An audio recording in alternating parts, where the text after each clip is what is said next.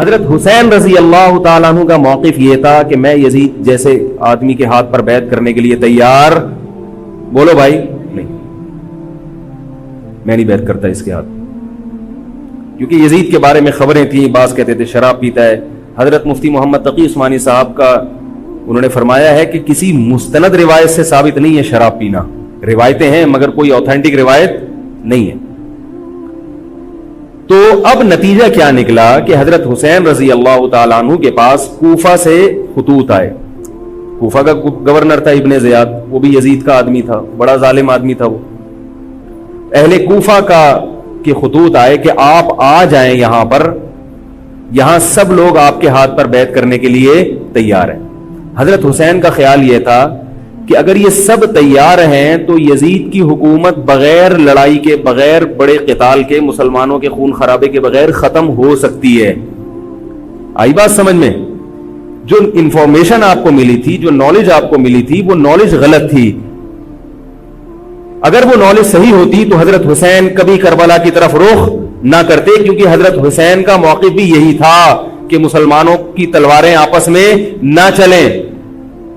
حضرت حسین رضی اللہ تعالیٰ عنہ کے پاس جب 50 سے زیادہ خطوط آئے ہیں اہل کوفہ کی طرف سے کہ آپ آئیے، آپ آئیے، آپ آئیے، تو پہلے حضرت حسین رضی اللہ تعالیٰ عنہ نے اپنے رشتہ دار جو آپ کے چچزاد تھے مسلم بن عقیل، ان کو بھیجا.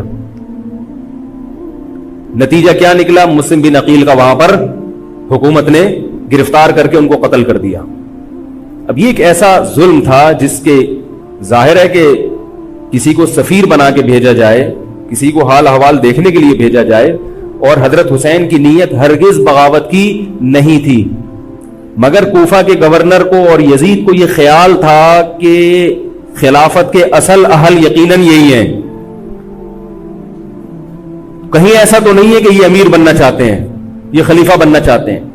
ایک خوف اس کے دل میں بیٹھ گیا تھا، ایک لاشعور میں خوف ہوتا ہے نا، انسان کے دل میں بیٹھ جاتا ہے کہ آپ 100 دفعہ بھی کہیں بھی میری یہ نیت نہیں ہے، مگر وہ ڈر رہا ہوتا ہے کہ یار یہ کچھ کر نہ لیں.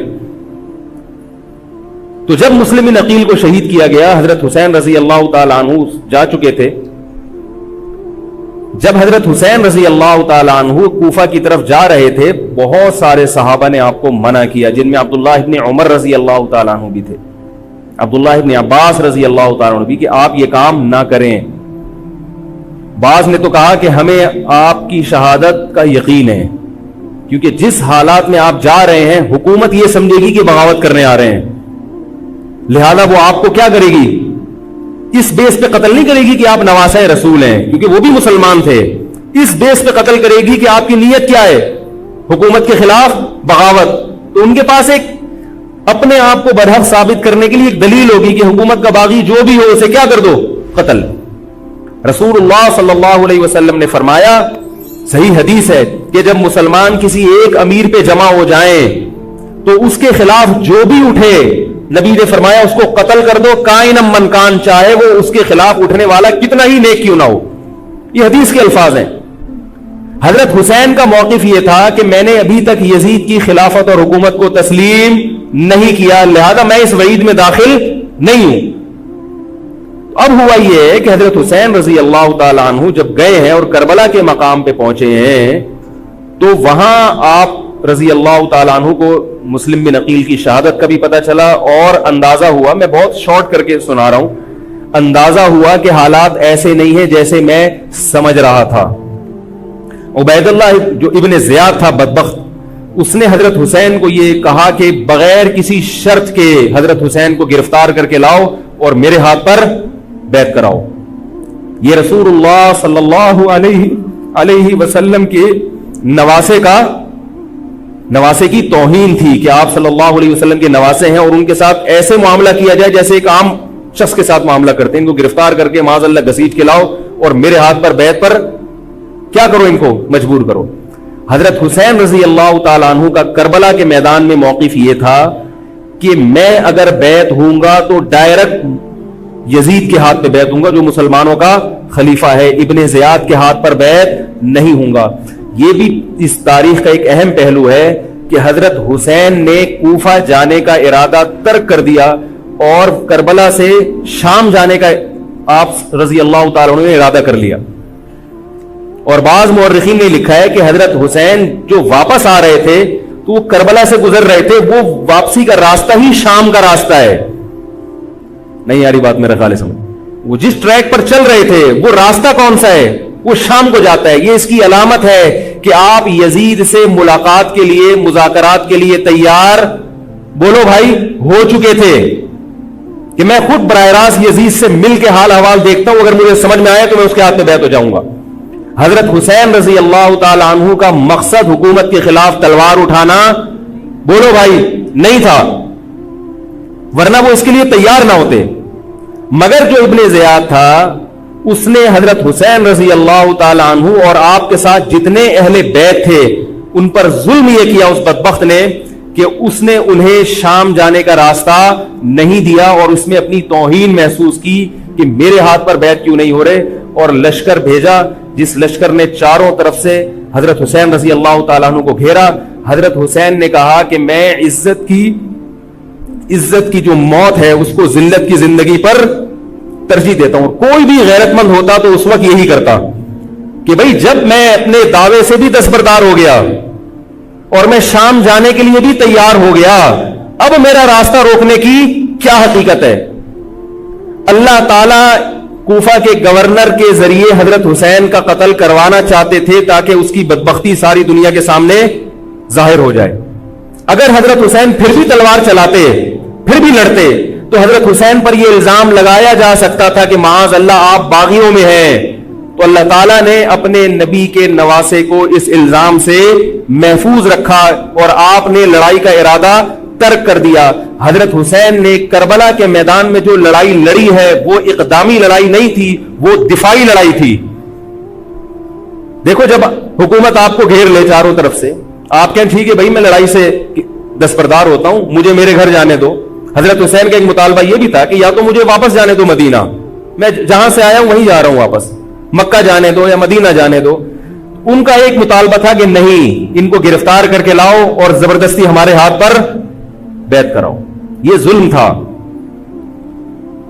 نتیجہ کیا نکلا ہے کہ کربلا کے میدان میں آپ کو گھیر کر آپ کو بھی شہید کر دیا گیا, اور جتنے اہل بیت تھے مرد سوائے امام زین العابدین کے جو حضرت حسین رضی اللہ, حضرت حسن کے بیٹے تھے, ان کے علاوہ جتنے بھی اہل بیت تھے ان سب کو قتل کر دیا گیا.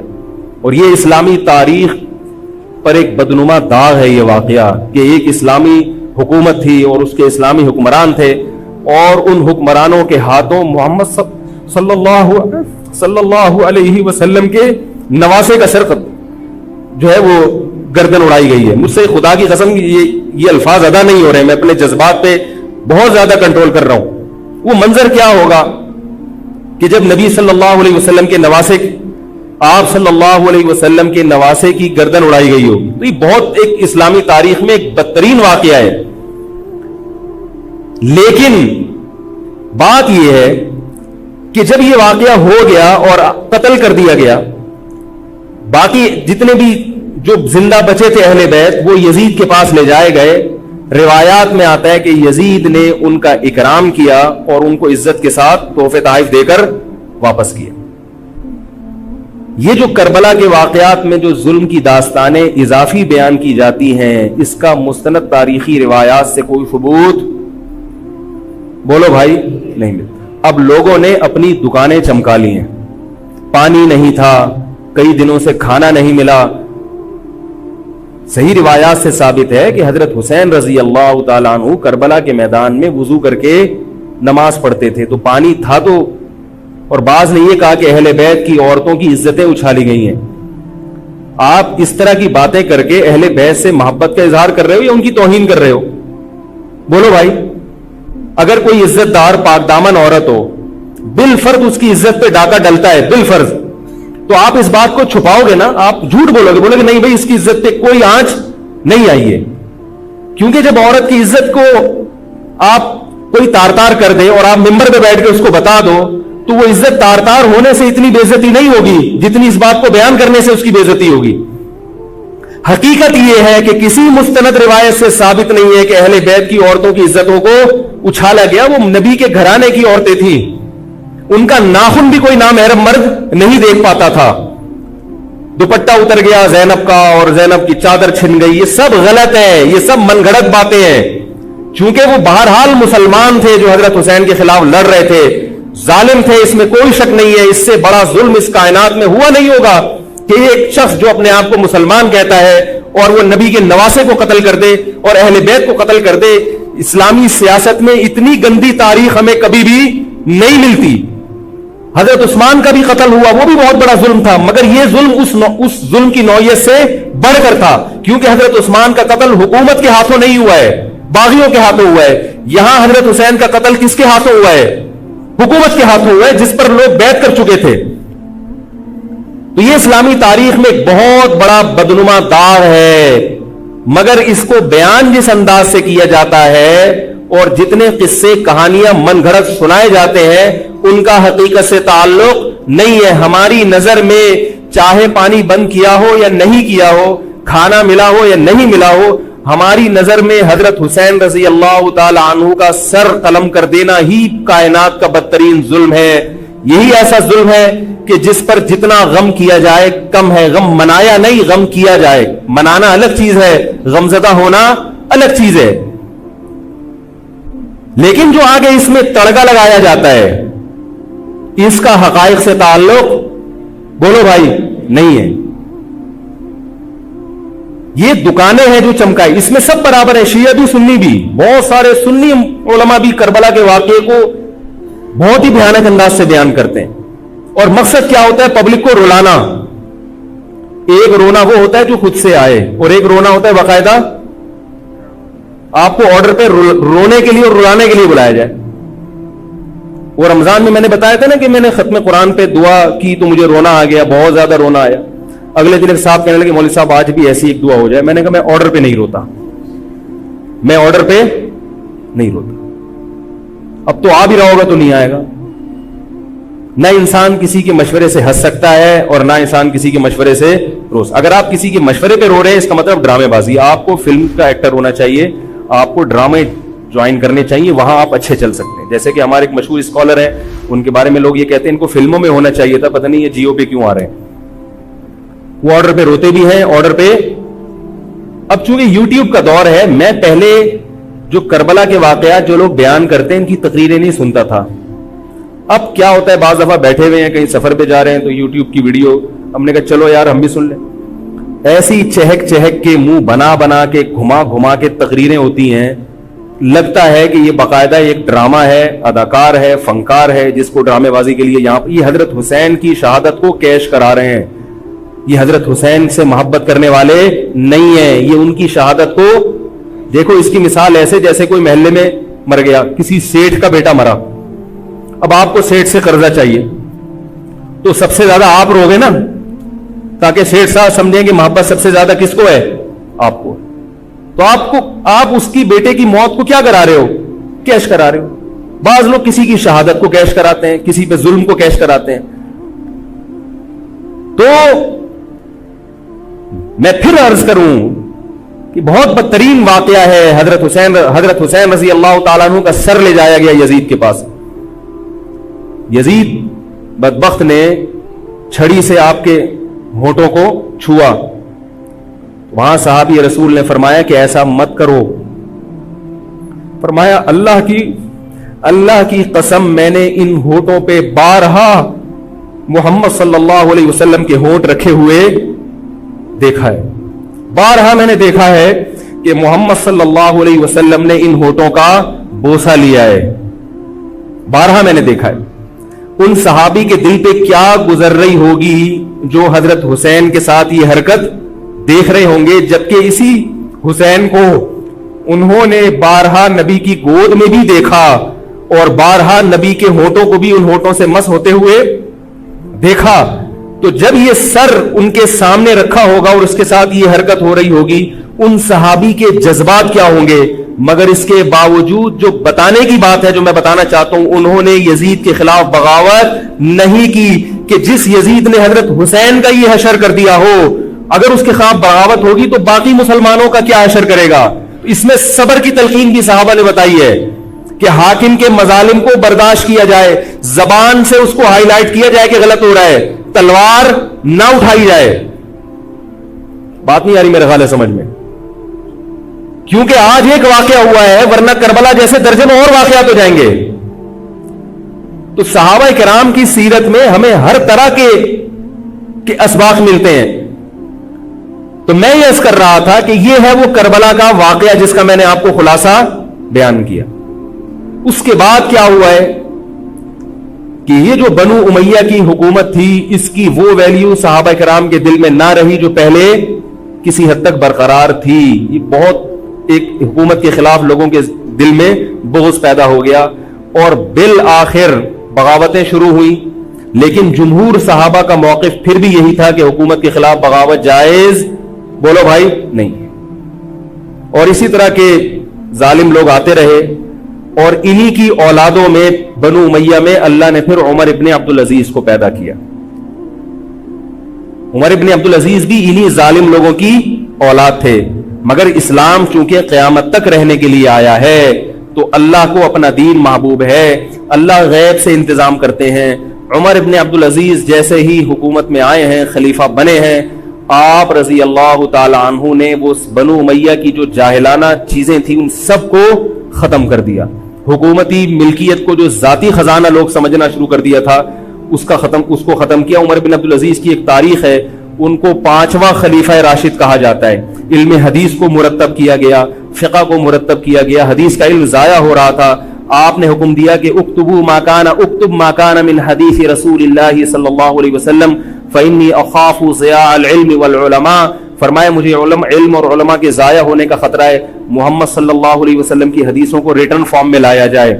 تو باقاعدہ پھر حدیث کو باقاعدہ جمع کیا گیا کتابوں کی شکل میں, اور آج ہمارے پاس وہ حدیث محفوظ ہیں.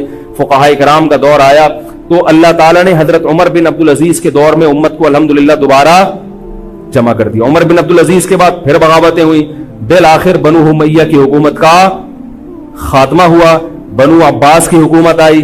مگر بنو عباس کی حکومت آنے سے بنو امیہ کی حکومت مکمل ختم نہیں ہوئی. وہی ہوا کہ آپ نے اچھی نیت سے بغاوت کی مگر اس کا نقصان زیادہ. وہ کیا ہوا, بنو امیہ بھاگ گئے, اندلس میں حکومت قائم کر لی, اور ادھر بنو عباس کی.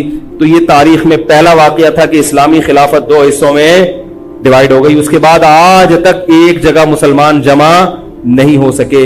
کیوں؟ مسلمانوں نے اس حدیث کی مخالفت کی کہ امیر کے خلاف بغاوت, بولو بھائی, نہیں کرو. اب میں آپ سے ایک بات کہتا ہوں کہ بالآخر ڈیوائیڈ ہوتے ہوتے ہوتے ہوتے آج پتہ نہیں کتنے سارے اسلامی ملک بن گئے. پاکستان میں الگ ہے, سعودی عرب کی پالیسیاں الگ ہیں, دبئی الگ چل رہا ہے, قطر اور سعودیہ کا پھڈا ختم نہیں ہو رہا. 1920 تک تو پھر بھی خلافت عثمانیہ تھی, اگرچہ پوری دنیا پہ نہیں تھی. ہندوستان میں الگ حکومت تھی, خلافت عثمانیہ الگ تھی, اندلس میں الگ حکومت تھی, مگر پھر بھی مسلمانوں کی 3-4 بڑی بڑی حکومتیں تھیں جو ایک اور کسی حد تک ان میں اتحاد تھا.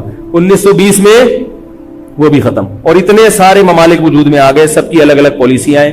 اب جو آدمی خلافت کے نام پہ جہاد کی بات کرتا ہے وہ لوگوں کو ایک امیر پہ جمع نہیں کرے گا.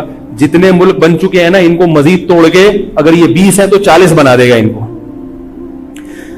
بہت مشکل ہے سمجھانا بھائی. اب اگر کوئی کہتا ہے نا ظالم حاکم کے خلاف تحریک چلاؤ, آؤ ہمارے ساتھ مسلح بغاوت میں شامل ہو, ہم حکومت کے خلاف تلوار اٹھائیں گے, تو نتیجہ کیا نکلے گا؟ یہ سارے مل کے ایک امیر نہیں بن جائیں گے. یہ اگر 20 ہے نا تو کتنے ہو جائیں گے؟ بولو بھائی, 40. جیسے جو جماعت المسلمین بنی نا کہ 4 فقہ ہیں, حنفی, شافعی, مالکی, ہم نہیں مانتے, تو سب کو ختم کرو, ایک بناؤ. تو اس ایک بننے سے یہ ختم نہیں ہوئے, بلکہ 4 کے بعد کتنے آ گئے؟ 5 ہو گئے. نہیں آ رہی بات میرا خیال؟ آ رہی ہے الحمدللہ. اور بھی جو بھی اس کی باتیں کر رہے ہیں نا امت کو اتحاد کے لیے, آ جاؤ میرے پاس آ جاؤ, تو وہ 6واں بنا رہا ہے, 7واں بنا رہا ہے, پھر 8واں بنا رہا ہے, ایسے بنتے چلے آ رہے ہیں. او بھائی جو ہے وہاں بریک لگا دو, اللہ کا واسطہ روک دو ان کو, کوئی بات نہیں, 4 ہیں, جو جس کو فالو کرے ٹھیک ہے, کچھ نہیں ہوتا اس سے, ہمیشہ سے چلے آ رہے ہیں. تو اب اگر ایک خلیفہ نہیں ہے, ہونا تو چاہیے ایک ہی خلیفہ, نہیں ہے تو جو ہے اسی پہ گزارا کرو, ورنہ اس سے بھی جاؤ گے, اس سے بھی جاؤ گے. تمہاری کوئی مضبوط طاقت اور قوت ہوگی نہیں. کافر جب چاہے گا تمہیں ٹیشو پیپر کی طرح استعمال کر کے پھینک دے گا. تو کربلا کے واقعہ سے ہمیں کیا سبق ملتا ہے؟ علامہ ابن تیمیہ رحمہ تعالی فرماتے ہیں کہ جمہور صحابہ کی جو رائے تھی، حضرت حسین رضی اللہ تعالیٰ عنہ کی بھی اپنی ایک رائے تھی، مگر ابن تیمیہ رحمہ اللہ فرماتے ہیں کہ اگر حضرت حسین رضی اللہ تعالیٰ عنہ کربلا کی طرف خروج نہ کرتے تو ابن تیمیہ کی رائے یہ ہے کہ یہ زیادہ بہتر تھا. اب آپ کہیں گے کہ صحابی رسول کی رائے سے اختلاف کر رہے ہیں، نہ وہ کہہ رہے ہیں وہ جو جمہور صحابہ تھے جو حضرت حسین کو منع کر رہے تھے وہ بھی تو صحابہ تھے. حضرت حسن بھی تو صحابی تھے. حضرت حسن نے حضرت معاویہ کے خلاف لڑائی نہیں لڑی. تو صحابہ کی دو رائے تھی، جمہور ایک طرف تھے، تو فرماتے ہیں اگر یہ نہ ہوتا تو زیادہ بہتر تھا. لیکن حضرت حسین رضی اللہ تعالی عنہ کے بارے میں ہمارا موقف یہ ہے کہ وہ یہ سب کچھ اس وقت کے جو حالات تھے اس میں کوئی بھی ہوتا اور غیرت مند ہوتا تو وہ یہ کرنے پر مجبور تھا. اور اس میں دھوکہ کس نے دیا حضرت حسین کو؟ اہل کوفہ نے.